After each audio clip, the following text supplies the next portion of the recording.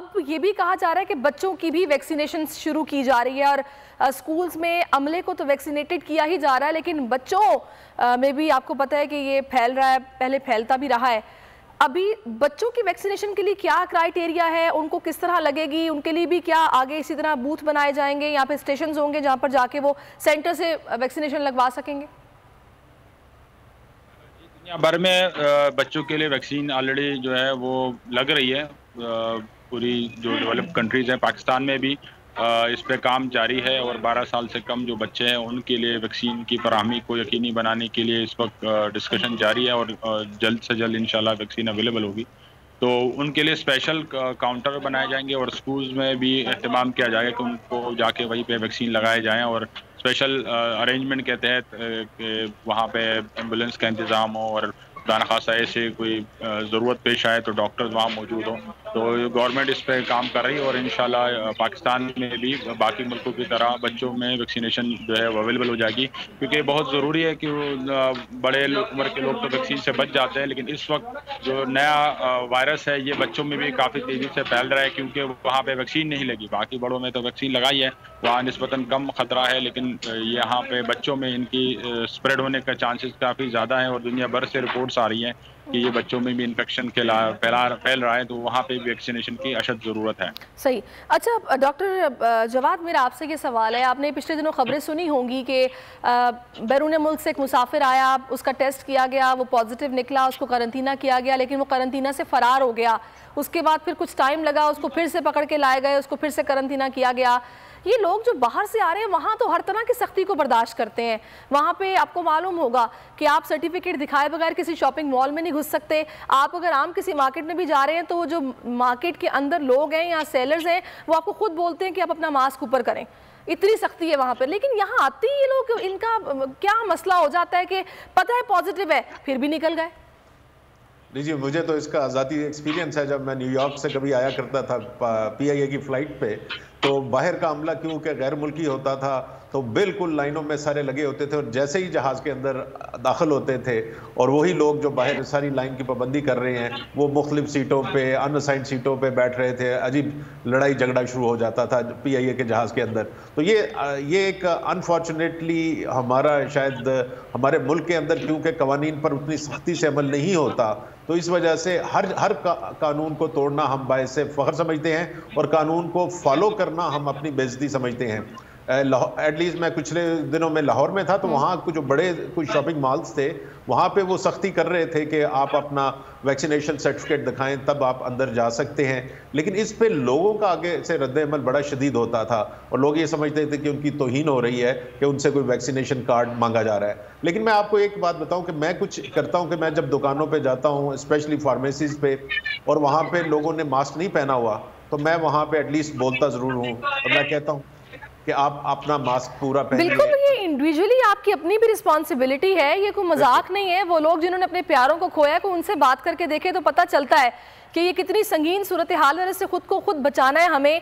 Salesman हमने देखा है कि वो अपना फ़र्ज अदा कर रहे होते हैं कि बाकायदा खुद बोलते हैं कस्टमर्स को कि अपना मास्क आप ऊपर करें, लेकिन यहाँ पर कुछ ऐसा नहीं फॉलो किया जा रहा। इसमें डॉक्टर सईद, कानून की सख्ती जो है वो कितना ज़रूरी है कि सख्ती होगी तो फिर ही लोग सुधरेंगे। अगर जगह जगह फ़ाइन किया जाए, लोगों को रोका जाए और कहा जाए कि आप मास्क लगाएं वरना बाहर नहीं आ सकते। जी डॉक्टर सईद, कितना ज़रूरी है ये? जी बिल्कुल ज़रूरी है और इस पर गवर्नमेंट कोशिश कर रही है, लेकिन एक इंटरनेशनल फिनोमिना इसको कहते हैं पेंडेमिक फटीग।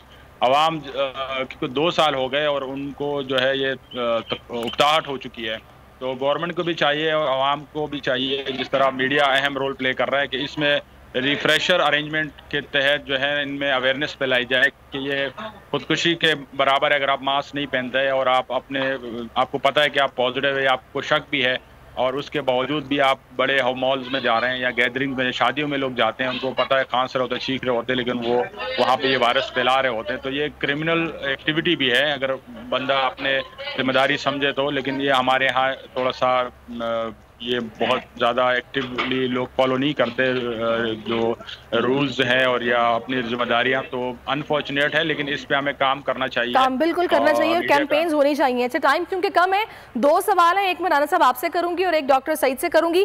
डॉक्टर जवाद, मुझे ये बताइएगा कि एक तो ये भी एक कैजुअल सी अप्रोच है लोगों की, जनरल थिंकिंग है यहाँ पे कि अगर आप मॉडर्ना का बूस्टर लगवाएंगे तो वो कुछ हार्ड होता है, उसके साइड इफ़ेक्ट्स हो सकते हैं, उससे आपकी तबीयत ज़्यादा ख़राब होती है। अगर आप फाइज़र का लगवाएंगे तो वो वैसे जितना हार्ड नहीं है, और फिर कुछ इसकी वो भी है कि 97% है अफादियत मॉडर्ना की और फाइज़र की इतनी नहीं है। ये क्या बातें हैं, इनमें कितनी हकीकत है?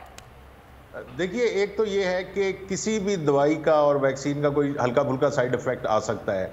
तो तमाम वैक्सीन जो बच्चों को लगाई जाती हैं तो वालिदैन को बताया जाता है, साथ बुखार का शरबत दे देते थे हम कि देखिए इसको बच्चे को बुखार होगा, ये रोएगा, तो आप जब ये रोए तो ये इसको दर्द का सिरप पिला दीजिए या बुखार का सिरप पिला दीजिए।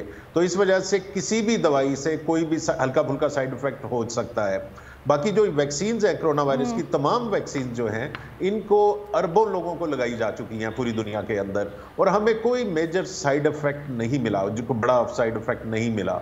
जो ये है कि आपस में कंपैरिजन मॉडर्ना से हो जाएगा या फाइजर से हो जाएगा, ये ऐसा कोई डाटा ऐसा बहुत बड़ा अवेलेबल नहीं है। छोटे मोटे इनके आते हैं साइड इफेक्ट्स और वो रिपोर्ट भी होते हैं, लेकिन मेजर साइड इफेक्ट नहीं। अफादियत जो है वो बिल्कुल आपकी बात है कि शुरू में कहा गया कि फाइज़र की 97% है, फाइज़र की मॉडर्ना की ज़रा कम थी। बाद में जब ओमिक्रॉन आया तो कहा गया कि मॉडर्ना ज़्यादा बेहतर उसको बिहेव कर रही है। लेकिन ये मुख्तलिफ वैक्सीन्स मुख्तलिफ वेरिएंट्स को मुख्तलिफ तरीक़ों से बिहेव करेंगी। आज के वेरिएंट को अगर मॉडर्ना जो है बेहतर कर रही है तो हो सकता है जो कल वेरिएंट आए उसको फाइज़र या साइनोफार्म ज़्यादा बेहतर कर ले या साइनोवैक ज़्यादा कर ले। तो इस वजह से इन चक्रों में अभी नहीं पड़ना चाहिए। तमाम वैक्सीन्स इफेक्टिव है, आपको जोन सी भी मिलती है वो आप लगवा लीजिए, कोई बड़ा साइड इफेक्ट नहीं, और इनकी अफादियत बहुत ज़्यादा फ़र्क भी नहीं है एक दूसरे से। जो लेट्स से mRNA वैक्सीन्स हैं, ये आपस में इनका कंपटीशन है। मैंने साइनोफार्म लगवाई हुई है मेरी, तो मैं उस पर बड़ा मुतमईन हूँ और मैं वो रिकमेंड भी करता हूँ, हालांकि पुराने तरीके की बनी हुई चाइनीज़ वैक्सीन है। तो ये वैक्सीन लगवाना ज़रूरी है, आप कौन सी लगवाते हैं ये इतना सही। बिल्कुल, मैंने साइनोवैक लगवाई है, उसके बाद फाइजर का बूस्टर लगवाया, लेकिन ऐसे कोई ऐसे सिम्टम्स नहीं मुझे दिखाई दिए, कोई ऐसे साइड इफेक्ट्स नहीं थे जो जिस पर परेशानी हो। खैर, अब लोगों को भी इस बात को समझना चाहिए, जिन लोगों ने बूस्टर नहीं लगवाया वो जाकर फौरी तौर पर बूस्टर लगवाएं, ये बहुत ज़रूरी है। डॉक्टर सईद, कितना ज़रूरी है अभी हुकूमत के लिए कि door to door campaign specially Karachi में शुरू की जाए, जहाँ पर कि बहुत तेज़ी के साथ फैल रहा है, और दूसरा इम्यून सिस्टम को बूस्ट करने के लिए हमें क्या करना है? जी, ये बहुत ज़रूरी है, क्योंकि ओमिक्रॉन में देखा गया कि बहुत अक्सरियत में ख़वातीन इन्फेक्ट हो रही हैं, और उनमें अक्सरियत उन ख़वातीन के जो घरों में हैं और वो घर से ज़्यादा बाहर नहीं निकलती, लेकिन वो ये समझ रही है कि उनको इन्फेक्शन नहीं हो सकता, तो वो वैक्सीन भी नहीं लगा रही। तो गवर्नमेंट को चाहिए कि डोर टू डोर कंपेन करें, स्पेशली जो हमारी ख़वातीन हैं घरों में बहुत बड़ी आबादी, उनको अप्रोच करें।